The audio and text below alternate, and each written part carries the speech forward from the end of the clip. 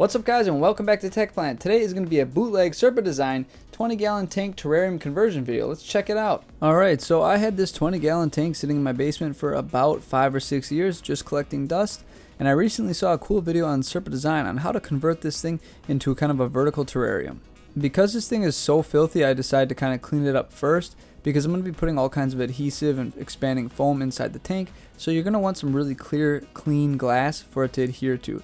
So I used some alcohol, vinegar, I used all kinds of different things to just kind of get the old like lime scale off and just every other sort of gross thing that was inside this tank. For me, I'm not going to put too much effort into kind of the hardscape, so I'm just going to use this expanding foam stuff for literally everything. I've seen people use all kinds of different materials to kind of create the main structure where all their plants and moss are going to grow, but I'm going to try and do this just with the foam and nothing else. So we're kind of going to see how that goes as it goes. So to kind of get it started, I'm just going to basically line the entire back of this terrarium because it's going to be standing vertically and you're going to kind of look inside of it. So I needed a good like backboard, I guess, where I'm going to kind of mount things to and build off from. I am leaving probably like a 6-inch gap at the very bottom because that's where I'm just going to put a bunch of soil and other like substrate for this thing to grow plants in at the bottom that can grow upwards. You don't technically have to do this, and again, this isn't a guide, this is just what I'm doing. I did want my hardscape to kind of wrap around the outside of the glass, or on the sides I should say, so I did start building it out on the side. However, while doing this, there are quite a bit of fumes and it is pretty strong. It made me cough a few times, so I definitely recommend doing this somewhere that is very well ventilated. Don't do this in your bedroom like I'm doing. This stuff does kind of cure on the very surface after about 10 minutes, which allows me to kind of keep building up on different portions. And I kind of skipped a little bit ahead and you can't really see me do it anymore just because I had to move this to a more ventilated area, but it had very poor lighting and I couldn't get good footage. But here you can kind of see how I'm starting to wrap the design along the sides of the glass. I'm trying to go for kind of a jungle look with like big thick roots coming out of like the tree base or like the side of the like mini cliff hill thing. So I tried to make some root like structures coming out, which then I'll cover later with some material to make them look more natural. At this point it kind of looks gruesome, almost like intestine or some other like Halloween decoration, but it is not supposed to look that way. That is just kind of how it came out. While doing this though, I did want to add some kind of hanging vines, so I did try a new technique where I just put some of this foam on non-stick foil, and then after about 15 minutes when it was starting to cure on the outside, I kind of ripped it off the foil and just jammed it in there, and it worked out surprisingly well. I got some pretty decent looking vines that are hanging from the top doing this method. I might make more specific videos on how to do these things with better lighting in the future. Let me know in the comments if you'd like to see something like that or if this is good enough. I let everything cure for about 24 hours and it did take me about 3 cans to do this, which comes out to about $21, so it kind of was a little more pricey than I expected. I thought I'd get a lot further with this foam, but either way I think it turned out pretty good for the price. The next step is going to be kind of carving and shaping this because this is really the rough draft. So from here we have to start cutting away and kind of shaping things to be a little bit more how I would like. For that I'm just going to use all kinds of different razors, knives, and cutting devices. You're going to want fresh, really sharp stuff. It's just going to be a lot easier to cut through this stuff, and you probably won't injure yourself if you have like a nice sharp blade that you don't have to force too hard. I tried to clean up the glass the best I could, and then I did try and shape things the best I could for the next step. I know Serpa Design, he usually is pretty smart and he puts pots into the foam as he kind of creates things, so he doesn't have to cut out pockets like I do now, which is probably the best way to go. But again, this was my first time and I really didn't plan it out as well as Serpa Design does, but if you were to do this, definitely plan things out. I'm kind of cutting holes and pockets in the foam where I can kind of plant other plants, so that way it's not just a moss terrarium and I can have kind of spaces inside the foam for roots to grow and whatnot, just because this isn't true natural wood, so the plants are going to need somewhere to actually grow. Next is probably the worst and hardest part.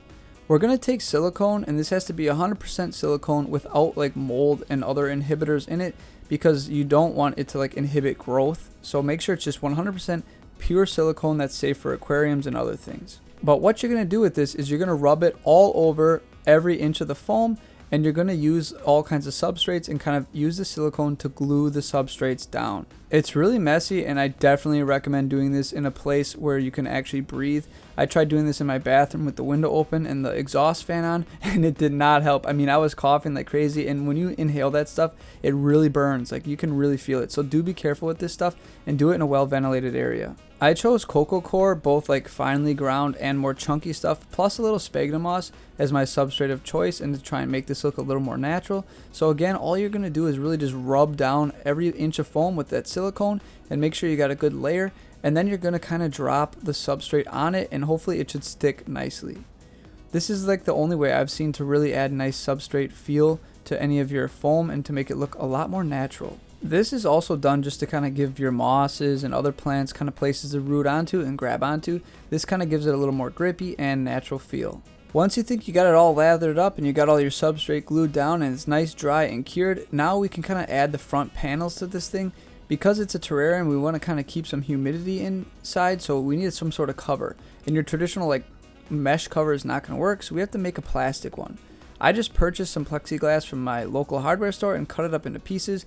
If you need more information on that, definitely seek out Serpa Designs YouTube channel, because he goes way more in depth, and I'm just not quite prepared to do that on my very first try. I just cut it to the size where I could silicone it right to the rim of the tank, and everything seemed to work pretty well. At this point though, things are actually starting to look pretty decent for my first try. I was actually not really proud, because it still looks a little kind of junky, but it's a lot better than I expected, so I'm pretty happy with the results. But let's continue. The next step is going to be to kind of fill the bottom of the tank with substrate. I'm going to make almost like a false layer. I did drill a small hole in my plexiglass so I could hook a tube to it. That way I can drain any like extreme excess amounts of water out of it. And I'm just going to use like clay expanded pellets as a way to kind of keep the substrate off the bottom, so that way there is a way for the water to escape.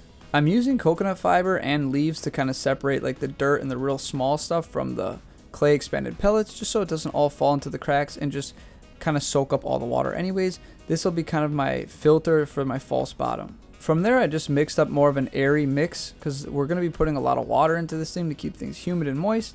So my soil has a lot of wood chips. I put some of the cocoa bark in there. Pretty much everything I could put in there to kind of make it drain very well, so it's not just sopping wet. At this point, I think I'm ready to start kind of sticking plants and moss and all kinds of weird things inside of this.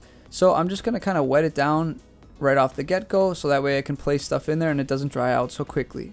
Again, this is my first time, so I'm not really an expert on what does well and what doesn't do well in a humid environment. So I'm just going to start stuffing stuff in here and seeing what happens over the next few weeks. A lot of the videos I produce for this channel are kind of things where I've tried a few times and then I found what worked best for me. So usually my first attempt isn't one I like to televise, because it's not always successful. But I'm just going to kind of keep you guys up to date anyways. So all I'm really doing is placing mosses on places that I think they'll get good light, water, and won't be able to slip off of super easily. Again, we did seal a bunch of that coconut fiber and stuff with the silicone to kind of give the moss somewhere to grow and expand on.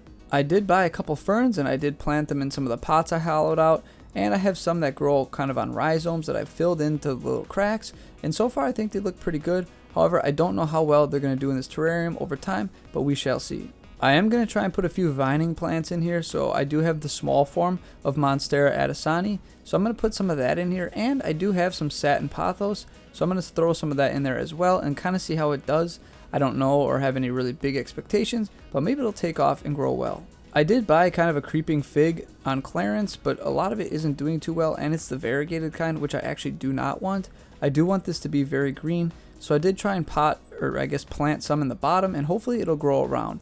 I did put a few cuttings on the outer parts and the upper parts, so we'll see how well they take. After kind of placing things in and out and all over and trying different methods, this is pretty much where I've ended up for now.